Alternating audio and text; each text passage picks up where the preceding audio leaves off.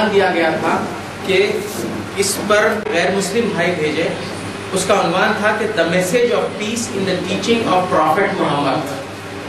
तो इन लोगों को अभी इनामात से नवाजा जाएगा।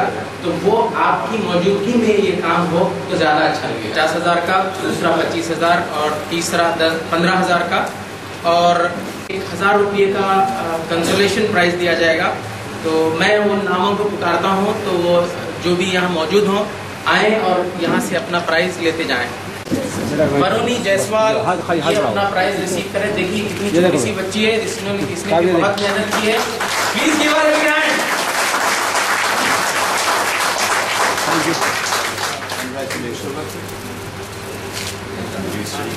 और इन्होंने गुजारिश की है कि वो कुछ कहना भी चाहते हैं। Doctor Raj Narayan Awasthi is receiving a prize of 15,000 rupees. The second prize goes to T. Bharat Ratna. Yeah, he's also here. T. Bharat Ratna. ये देखिए सर इधर देखिए। And the first and the grand prize of 50,000 goes to Ruth Nirmala. Ruth Nirmala receiving a prize of 50,000 rupees. ये देखिए sir इधर देखिए। इस side हम। ये देखिए। कि मेरा भी जन्म है मुगला में उत्तर प्रदेश का रहने वाला हूँ, जनरल फतेहपुर से बिलोंग करता हूँ और मेरा गांव बहुत ही मुसलमानों से भरा हुआ है। लेकिन जैसा मैंने इस्लाम को अपने बचपन में देखा, जैसा मैंने पढ़ा, जैसा मैंने सुना कि एक विशुद्ध ब्राह्मण घर में परिवार में रहने वाला, जब मैं अपने बचपन की बातों को याद करता हूँ तो हमारी जो दादी थी बहुत ही वैष्णव महिला थी, लेकिन जब फजर की अजान के लिए लोग जाया करते थे तो मुझे बचपन में उस रास्ते में खड़ा कर दिया जाता था और ऐसी मान्यता थी कि इनको अगर देख लो तो बुखार ठीक हो जाता। और मैंने तो वो मूल रूप से अपने संस्कृत पढ़ना, क्या आज यहाँ पर जो कुछ मैं खड़ा हूँ, मुझे अजान की आवाज़ नहीं मुझको आज यहाँ पर खड़ा किया। मैंने ऐसी मधुर आवाज़ जैसे मैंने अपने गांव की छोटी सी मस्जिद में सुनी, मैंने आज तक कभी मैंने वो आवाज़ तो महसूस पाया हो, मेरे कान आज भी लालायित रहते हैं और जब भी मैं गांव जाता हूँ तो मैं उस आवाज़ को सुनने के लिए हमेशा लालायित रहता हूँ। और इस्लाम के बारे में क्या कहूँ, इस्लाम वो धर्म है। हालांकि संस्कृत में कहा गया, मैंने संस्कृत में भी बहुत अध्ययन किया कि जनते रामते तत्व देवता, यदि ये लिखा गया कि जन्नत कहीं है तो वहाँ के कदमों के तले है, तो वो केवल इस्लाम, वो केवल कुरान का। और मैंने ये भी अपने जीवन में पाया कि बेईमानी का एक भी पैसा हराम है तो इस्लाम में लिखा गया। मुझे बहुत खुशी है कि मैं अपने उस गुरु मौलवी इकबाल अहमद का शिष्य हूँ, जिन्होंने बचपन में मुझे मार मार के उनके डंडों ने हमको यहाँ तक खड़ा किया। मैं उनके बारे में यह कहना चाहूँगा, मौलवी साहब की जैसी मैंने ईमानदारी अपने जीवन में नहीं देखी। ईमानदारी है तो केवल डिक्शनरी में है, ये मैंने मौलवी साहब को देखी। मुझे 5वें घंटे में वो नमाज पढ़ने जाते थे और उत्तर प्रदेश सरकार को उन्होंने लिख दिया था कि उनको 5वें घंटे की पेमेंट नहीं चाहिए। मैं उस अध्यापक का पढ़ाया हुआ हूँ, मुझे बड़ा फख्र होता है। मेरा बच्चा कॉर्पोरेट स्कूल में पढ़ता है, 90%, 97%, 99% को अंक लाते हैं, लेकिन जीवन का वो वजूद, जीवन की वो बातें जो मैंने मौलवी साहब से सीखी कि जीवन में, पूरे जीवन में केवल आधा दिन की छुट्टी उन्होंने ली जिस दिन उनके माँ का जनाजा निकला। केवल लेट हो गए थे, उन्होंने कहा नहीं मैं आधे घंटे लेट आऊँगा, लेकिन सरकारी नियम है कि यदि आप थोड़ा सा लेट हो गए तो आपकी छुट्टी कटेगी। जब वो हज के लिए निकले थे, मैं शायद कक्षा 3 या 4 में पढ़ता था। अरे साहब, मैं कहता हूँ कि जीवन का वो हुजूम कि विशुद्ध ब्राह्मण महिलाएं, हमारी दादी, हमारी माताएं, हमारी बुआ वगैरह, हम लोग झाड़ू से वो रास्ता साफ कर रहे थे जिधर से मौलवी साहब हज करने जा रहे थे। शायद कौन से मंदिर में हमारे गांव में भूल बचा होगा जहाँ से लोग भूल ना आए होंगे। लोग दुआ दे रहे थे, लोग बस स्टेशन में आंसू से रो रहे थे, और जब मौलवी साहब हज करके आए तो मुझे वो फख्र है कि उनके रास्ते में मैं भी एक शायद नेकर बनियान पहन के लेटा था और ये दुआ कर रहा था कि शायद उनके पैर मेरे ऊपर कभी पड़ जाए। जब गांव में वो ताजिया निकलता था, वो पदम के नीचे से निकलना मुझे आज भी याद है। ऐसा हम लोगों की मान्यता कि उस पदम के नीचे से अगर निकल जाओ तो पूरी जो भी आप कहते हुए निकल जाओ, यही हम लोग कहते थे मैं इस कक्षा में अच्छे नंबरों से पास हो जाऊं। जीवन में ना तो ज्यादा उस समय ऐसी उम्मीदें थी, लेकिन आज जो भी सियासत ने किया मैं बहुत ही इसका शुक्रगुजार हूँ, और इसीलिए मैं अपने 10 साल के बच्चे को यहाँ पर लेके आया हूँ। जैसा कि मौलवी साहब बोल रहे थे, आज जरूरत है ये छोटे छोटे बच्चे कल हुकूमत की अहम बनेंगे, हुकूमत करेंगे, लेकिन एक इस्लाम को एक उसको समझेंगे कि वास्तव में इस्लाम क्या है। मैंने भी जब एक किया नॉन मुस्लिम के लिए, लेकिन मैं तो नॉन मुस्लिम नहीं हूँ। कौन कहता है कि मैं नॉन मुस्लिम? क्या मुसलमान केवल एक नाम रखने से हो जाता है? मेरा मेरा रग रग मेरा खून जिन्होंने हमको कक्षा 2 में जिन्होंने हमको पढ़ाया था कि जीवन की सत्यता और ईमानदारी क्या होती है, और मैं तो ये कहता हूँ पूरी कुरान का कहा जाए तो सत्यता, ईमानदारी, कर्तव्य निष्ठा यही कुरान का सारांश है। मैं बहुत बड़ा किसी मदरसे का पढ़ा हुआ नहीं हूँ, बहुत छोटा सा विद्यार्थी रहा हूँ, ये हैदराबाद में काम करता हूँ, लेकिन वहाँ साहब सियासत को, और मैं अपने साहब का भी बहुत ऋण है उनका, फारूकी साहब का कितने फोन आए होंगे, मैं उनके धैर्य को समझ सकता हूँ। मैं वेबसाइट देखता था कि वास्तव में फारूकी साहब में कितना धैर्य है। हमने भी कम से कम 100 फोन के साथ क्या हो रहा है साहब, लेकिन कितने धैर्य से उन्होंने किया। आज इतने बड़े जलसे के आगे मुझे बोलने का अवसर मिला, बहुत बहुत लाख लाख सलाम।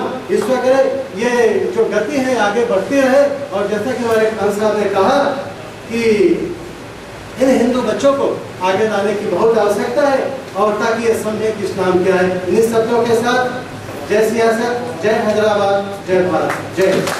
My name is Ruth. I'm a BA graduate.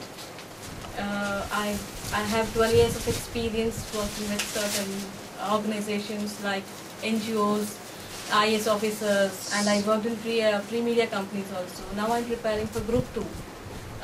Last year when actually my friend told me this, why don't you participate in this? I said, I don't know anything about Islamism.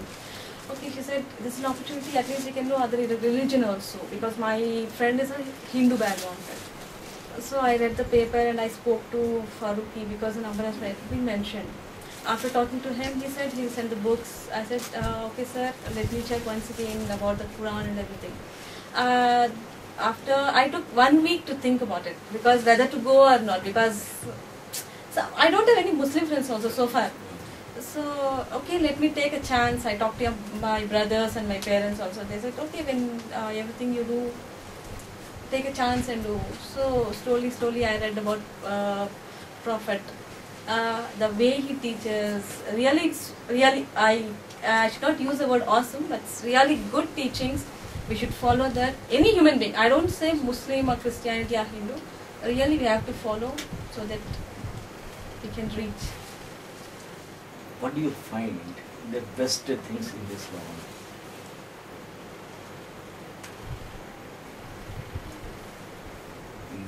In its teachings, in its guidelines, or in its Guidelines is complete. You have to respect other person. You should love.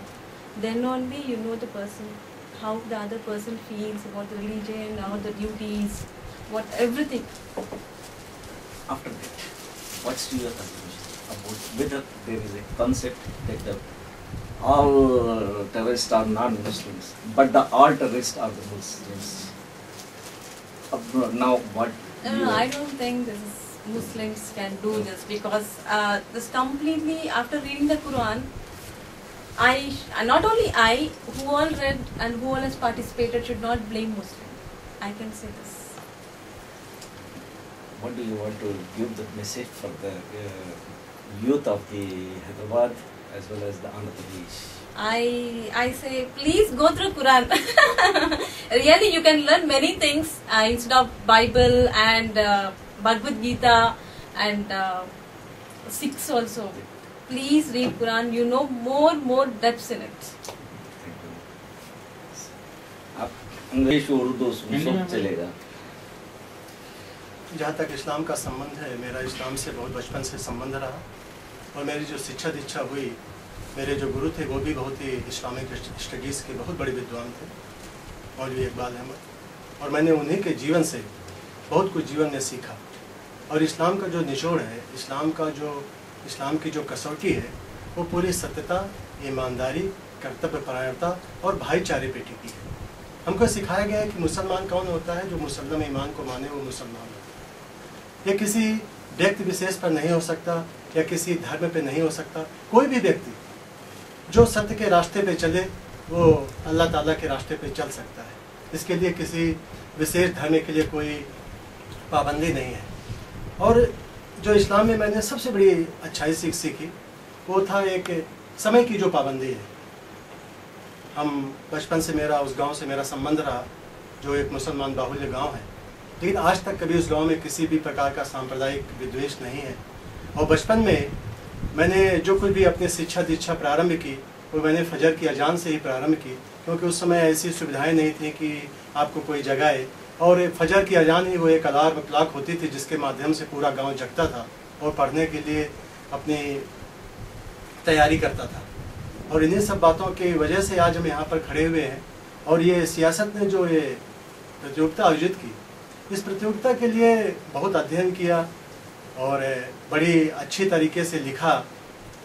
और सभी लोगों में मैं समझता हूँ कि यदि आप देखें तो आप किसी भी निबंध को ये नहीं कह सकते कि ये कहाँ पर किस स्थान पर है। हर व्यक्ति ने अपने तरीके से इस्लाम को समझा। और धर्म कहता ये है हर व्यक्ति की अपनी समझ होती है, अपने तरीके से समझ सकता है। और मैं चाहता हूँ कि इस्लाम के माध्यम से, इस सियासत के माध्यम से इस बात को और आगे लाया जाए। इसी वजह से मैं आज अपने बच्चे को भी यहाँ पर लेके आया हूँ। इधर आओ। इसी वजह से मैं इस बच्चे को लेकर के आया हूँ कि ये बच्चा आगे चल के एक हुकूमत कांड बनेगा। ये लोग एक हुकूमत पे अपनी भागीदारी करेंगे तो ये लोग भी समझे कि इस्लाम क्या है। क्योंकि इस्लाम को जो हम पेपर में, हमें साहब कभी कभी हम जब न्यूज़पेपर में पढ़ते हैं हमें बड़ी हंसी आती है कि ये तो इस्लाम नहीं है, ये इस्लाम हो ही नहीं सकता। इस्लाम में तो खून खराबा का कोई जिक्र ही नहीं है। तो मैं बहुत ही अपने को खुशमन समझता हूँ। बहुत ही अल्लाह ताला का मेरे ऊपर बहुत मेहरबानी है कि मैं आज इस मुकाम पर आया हूँ और ऐसे लोगों को देखने का अवसर मिला।